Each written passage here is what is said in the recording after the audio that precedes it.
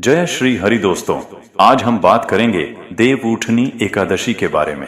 वह दिन जब स्वयं भगवान विष्णु 4 महीने की योग निद्रा से जागते हैं और इसी दिन अगर आप एक छोटा सा उपाय टूटी हुई झाड़ू से कर लें तो आपके घर से दरिद्रता, अशुभता और नकारात्मकता सदा के लिए दूर हो सकती है।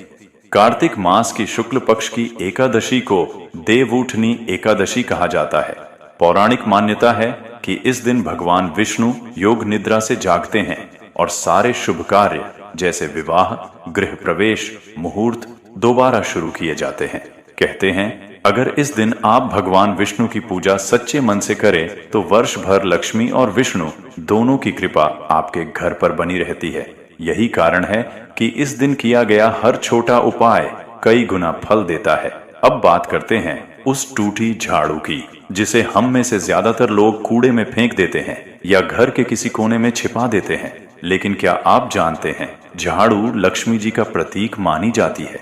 यह केवल सफाई का साधन नहीं बल्कि दरिद्रता को घर से बाहर करने का प्रतीक भी है।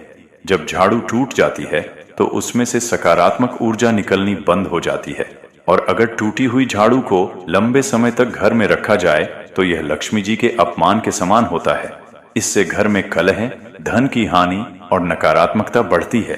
अब जानते हैं उस खास उपाय के बारे में जो आपको देवउठनी एकादशी के दिन जरूर करना चाहिए। सुबह ब्रह्म मुहूर्त में उठें, स्नान करें और साफ सफाई करें। फिर भगवान विष्णु और माता लक्ष्मी की पूजा करें। तुलसी पत्र, दीपक और शंख से आरती करें। अब घर की पुरानी या टूटी झाड़ू निकालें।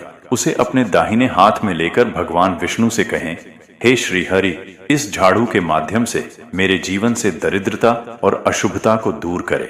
इसके बाद उस झाड़ू को घर के बाहर किसी बहते हुए पानी में प्रवाहित करें या किसी सूखे पेड़ के नीचे रख दें, लेकिन उसे घर के अंदर बिल्कुल न रखें। अब एक नई झाड़ू लेकर घर में लाएं और लक्ष्मी जी के चरणों में रखकर प्रणाम करें। नई झाड़ू से सफाई करते समय मन में यही भाव रखें, यह सफाई केवल धूल की नहीं, मेरे जीवन की नकारात्मकता की सफाई है। कहते हैं ऐसा करने से घर में धन का प्रवाह शुरू होता है, मन शांत होता है और धीरे धीरे जीवन में रुकावटें दूर होती हैं।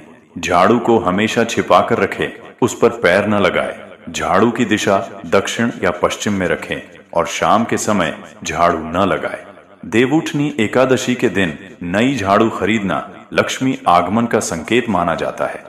अगर आप यह उपाय श्रद्धा और विश्वास से करते हैं तो आने वाले 12 महीनों तक घर में बरकत, सुख और सौभाग्य बना रहता है।